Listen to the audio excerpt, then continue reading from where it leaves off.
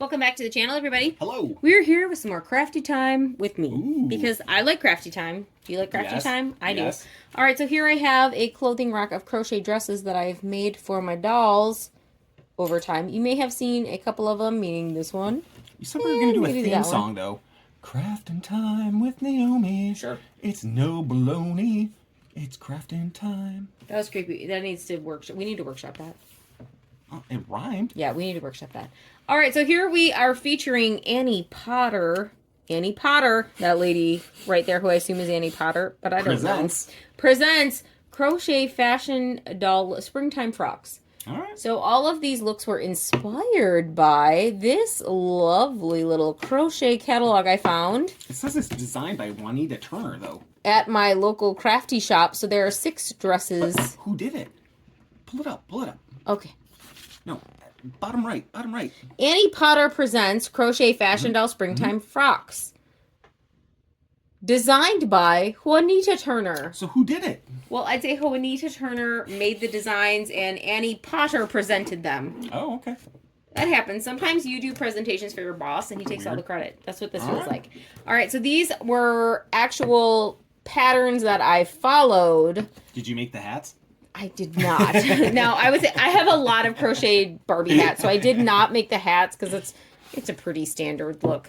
But I would say that if you were going to make this, and this was, hold on, let me check the copyright here because it was 1990 something. Like really, really great starting points. But this pattern is from 1996. So I don't need to remind you that from 1996 to 2026, our dolls have very different body types.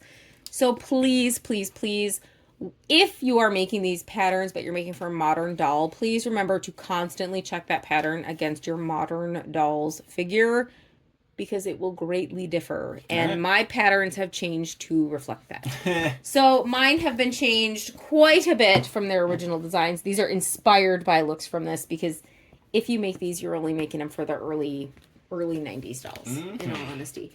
So for those of you who are new to crochet and you don't know the difference between hooks, these are for steel hooks, not aluminum, not plastic, but steel. They look like this. They are shiny. They are silver. And they are very tiny. So these are designed for a 7 or an 8, depending on how you crochet. I made all mine with a 7 hook. And yes, that is super tiny. Not aluminium? This is a steel. If you buy this in an aluminium hook, you're buying the wrong one, my friends. On the glacier. Glacier. Aluminum is very, very, very different, and it will give you a very, very different size. So this is a steel hook, and they are substantially tinier. Sounds more threatening, too. If you are new to crochet, I do not recommend this. Okay. Do not start with this. Start with something chunky. Start with something large, maybe in a 10. At least a J hook. Don't start with these. This is too difficult. All right, here we have the thread that I used. I used this exact thread. That's how much it cost me. It's for a 7. I actually used the recommended hook size. That's well done. Very uncommon for me. And it's all of this for one of them. But again, this is 100% what I used. You use what works best for you. I find when you're working with the steel hooks, cotton works the best because it sticks a little bit more. It's not as shiny. If you're using anything else, it tends to slip off the hook. So if you're new, it is very, very, very, very difficult. Don't use slippy thread, my friend. Use something in cotton. All right, now I can't show you the patterns. I would love to. I would love to share all of these for free, but I can't because copyright for Annie Potter and Juanita Turner does exist, and they should make all of the money for their patterns. I found mine at my local thrift shop. I paid about 50 cents for this pattern book. And again, I'm so sorry, I cannot share the actual patterns with you, but I can show you what I made from the patterns that I can do. So here, I did change the color scheme for this lovely lady right here, but here is the dress that I made. Fancy. Okay, hold on, Trainwreck. What? Now, you may be wondering, where did this pink dress come from? I forgot to hang one up, so there it is. That's my pink dress. How about this purple one? You're great. Oh, so this is Trainwreck, who's our classic Barbie fashionista. Will do. This is our classic Barbie fashionista doll. This is B, and she is wearing style number 1. who is pictured here in peach and white. Ooh, nice. All right, so I updated it. I did have to change a little bit of the stitching in order to actually fit her. And she does have full button closures here on the back. She needs a little bit of a steaming, but hey, that happens with hand crochet. And either way, I think she looks pretty darn good. I do love a hand crochet dress. Just gives it that little something extra. Yep, for scratchers. All right, second up we have... I guess we'll just go with this look in the middle, and I will point out my errors. All right, so we're going for this green look right here in the middle. So my look is this one. Lovely pink number here on the back. I did have to hang it a little strategically on the hanger because it's a very wide shoulder. Thank you, Trainwreck. Just demoing. That was a lot of stomping. All right, so here is my look. And yes, I most definitely had to change a little bit of the stitching just to update it for the current Barbie size. Do me up. Oh, you're a little... I'm so sorry. You're a little too small for this one. What? I'm sorry. We need a full-size doll. And there it is from the back. Now, as you might be able to notice, sometimes mistakes are made, and I made one here. I did. So as you can see, this picot stitch here is along the collar line. I totally messed up. So there's a picot stitch, and then there's a full ruffle. And I messed up. I totally did. So my ruffle stitch is on the top because I messed up. And my picot stitch ended up on the bottom. I'll wear it. It's there, but I messed up. So mistakes are made even by those of us who've been crocheting a really, really long time. And that's okay. The dress is still going to look great on our Barbie. Do the next dress while I get dressed. Okay, I will. Thank you. I'm so sorry I stitched that wrong. All right, next up we have this lovely pink frock over here. It is in light pink and a dark pink number. And mine is in gray and lavender. Look at that one. It's beautiful. That's fun. Look at all those ruffles. You may have seen this one on the channel before because I like it that much. I have definitely shown it before. But this is my version of that dress right there. It's pretty darn close. Again, I had to change some of the stitch sizing, meaning I had to change the waist and the bust to fit a current doll. But I gotta say, it looks pretty darn good. And I will definitely put this on a doll. Tra-la-la. No, you gotta fold that top ruffle down, ma'am. No. Oh my. Can you pause it? You've had a malfunction. Pause it. Tra-la-la. Perfect. Yeah, Yeah, you're better. Thanks. All right, there she is in all shades of pink with the picot down. Now, I don't mind this one so much. I did reverse the stitch at the top accidentally, so her ruffle and her picot are not on the same side. But I think with the sizing and all of that, you don't necessarily tell. I think it's still a wearable frock, and in all honesty, sometimes mistakes happen. Sometimes you think you're working on the right side, and you're not, and you will end up with that. And I'm okay with it. I still think it looks super cute. Thank you. You still look great. Next, we have this lovely number down here. It's in shades of white and purple all the way down to this ruffle. I did this in a solid style just because I didn't particularly care for the color palette that was chosen, but it's all personal preference. I made it in this lovely neon color scheme. And there it is. So I made it in one solid color pattern, including the ruffle. That's fun. And I just like the differences. I think it's fun. We're going to go ahead and put this on a doll because it's super swishy and fun. I'm here to model. Great. We'll put that on you in a second. What? This doll in the middle is this one right here. Now, again, I removed all of this stitching just to update it, which is just embroidery floss, and I just didn't like it. So for me, I made it look like this. So you can always say who wore it better. I think it's cute just in this lovely kind of lilac-y color and avocado green. I kind of like this updated palette. And that's the best part of making things yourself is you can make them whatever color you want. It's super cute, and I'm super happy with it. Which one am I wearing? You can wear whatever you want. No, hand them here. Hold on. And then last up, we have this white and red frock. Now, I did remove the ribbons just because I personally don't like them, but they're super easy to add. And then I changed it to shades of purple just because I think it's pretty. And that is this one right here. So we get the puff sleeves. Look at those puffs. They're fantastic. It's still gathered. And then you get all of that stitching. Look at it. It's glorious. I just think it looks a little more relaxed. Oh, it's totally falling here. A little more relaxed, a little more muted, and just a little more garden party. Red and white just makes me think Mary Poppins or Christmas. And I'm not always for that candy cane look. So I thought just changing these to a more muted or toned down palette worked a little bit better. Now let's put these fantastic dresses on some dolls.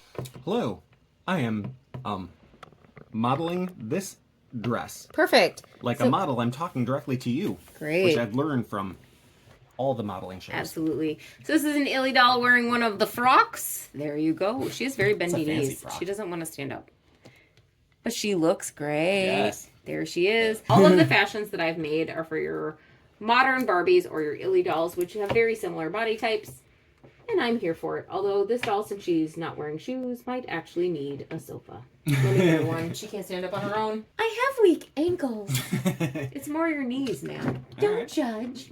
I think they're ankles. Ankles and knees are Probably not a heavy the same. dress. It is a very heavy dress. Look at this hair. All right, here's my Morgana Le Fay wearing this lovely dress. That's fun. She is a late 90s doll. But as you can see, when you fit the snaps, you can make them fit anyone. Almost. And she looks great. Put her on the sofa. Mm-hmm. She looks good. It's with that hair. That hair makes everything look better. Perfect. And here's our mildly articulated Illy doll sporting her all purple number that was inspired by the red and white Mary Poppins look. I wanted to wear the purple. You can get it next. I gotta say, I think she looks really good, and I think it's a nice little updated version of the red and white dress. I think it's off the shoulder, and I think it's super cute. I like the stitching. She looks great. I'm gonna put her down here on the floor. Yeah, you can't see her. She's got straight knees. That's the best I can do. And here is my last Aldi Illy, and she is sporting our halter neck that was originally featured in the book. The book. In purple and whites, but I updated it to this Technicolor number, and I personally like it better. Yeah, that's fun. It just looks fun. It just looks frilly, and it has less seams that you have to actually stitch in.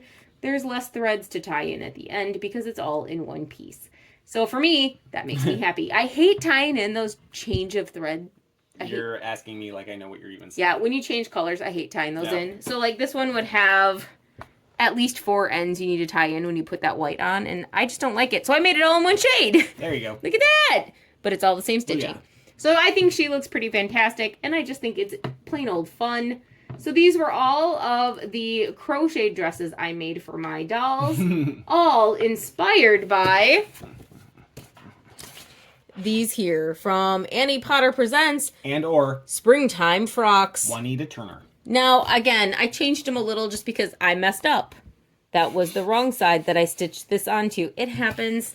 I still think she looks good. She's back here, and it fits great. I did have to change the bust line and the waist size just because dolls have changed proportion over the years. So for a beginner project, this is not a beginner project. No, 3 things. First off, I still don't get crochet. I don't understand how one little hook and a string makes all this. Don't get it. That's ever. fine. And I never will. You don't Secondary, have to understand. I don't know how to pronounce crochet. Crochet. Yeah, there we go. And third, these are all amazing, but I kind of like the Technicolor dream dress the best. Yeah, I like all of these. I think it's super fun to be able to make things for your dolls. Cool too, though. I love the fact that you can personalize these because these colors just scream 90s. Well, and honestly too, as I stare but you more can at update it, them. Like I kind of like how like this is like the big wide open holes, smaller holes, and then crazy crisscross flowers. Sure. I don't know how you did it. We'll call it that. And it's kind of crazy. What are you doing? I don't know. What is she doing? I don't know. I'm scared. Are you scared? It's just different combinations of stitches. No, and we're that's all scared. Fine. Great. But that's kind of cool. Like as I stare more at it with my eyeballs. There is a lot of detail here. So again, this is not a beginner project. So if you find one of these books at a thrift store and you've never crocheted before, good luck. I do not recommend this starting as a first project. As a first project, pick something with a really, really fat yarn and a really, really big hook. It's very easy to see where your stitches should go. This is a more fickle friend, especially for dolls, because the hook is super tiny. Like, that's tiny, okay? And the yarn... Just clean my teeth with that. Yeah, the yarn is super small. This is almost as tiny as you can get. This is right above a lace. So if you're a beginner, this is not the project for you. Start with a big Afghan. Start with something chunky. Start with some amigurumi animals. Start with something bigger. If you've done a couple of things and you understand like a car tarp.